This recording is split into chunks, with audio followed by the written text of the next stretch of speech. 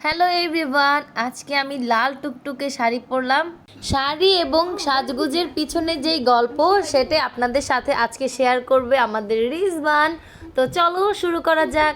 আমি রিজওয়ান, আমি আজকে এখানে শেয়ার করতে এসেছি। প্রথমে একটা ক্রিম দিল আন্টি, কিন্তু খাওয়ার ক্রিম না, এটা কিন্তু মুখের ক্রিম। রোদের থেকে বাঁচার জন্য সানস্ক্রিন দিল।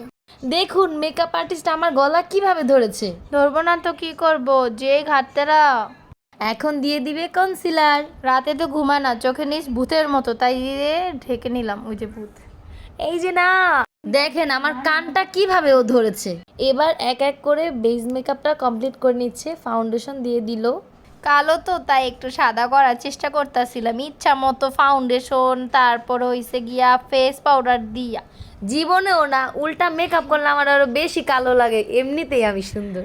আমি সাজাই, আমি তো জানি কে কিরকম, কার ফেস কি টোন। আন্টিকে সাজলে আমার অনেক সুন্দর লাগে। কচু লাগে, কচু। আমার বাবা যেটা বলেছে ওইটাই। এরপরে আমার চোখটা খুব সুন্দর করে সাজিয়ে দিচ্ছিল। আর আমি তো একটু পরপরই মিরর দেখছিলাম, এটা আমার একটা অভ্যাস। একটু পরপরই আমার দেখতে হয় যে ও কেমন কি সাজালো। আর এদিক দিয়ে আমি হয়ে গেছি বিরক্ত, কারণ এমন ক্লায়েন্ট যে ঘাটতারা, কানতারা, মাথা ব্যথা, মানে সব কিছু নিয়ে আসছে আমার কাছে সাজতে, আর নিজে নিজে 100 বার আয়না দেখে। দূরও। আয়না দেখবো না তো কি করব? ও যদি আমাকে ভূত সাজায় দেয় তাহলে? তুমি তো ভূতে। না, একদম ওরা দুজন মিলে আমাকে পচাচ্ছে গাইস। জীবনও না, ভূত। আমরা ভয়েস ওভার দেওয়ার সময় যেভাবে হাসতেছিলাম, মেকআপ করার সময় ওই ঠিক এইভাবে হাসতেছিলাম। মেকআপ আইটেমের মধ্যে আমার সব থেকে ফেভারিট হচ্ছে ব্লাশন। এর জন্য আমি গাল দুইটা একদম টুকটুকে লাল করে ফেলেছি। তারপর বোচা নাকটা সোজা করে দিলাম।